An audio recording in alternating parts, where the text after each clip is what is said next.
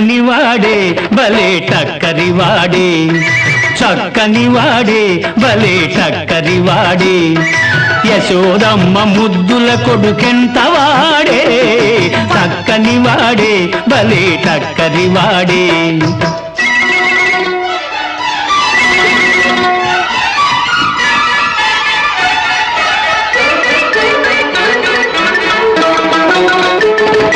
కొంటెకాయ పిల్లలను కూర్చుకున్నాడు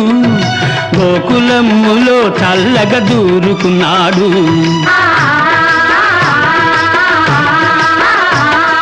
పాలు పెరుగు దించుకొని జతగాళ్లతో పంచుకొని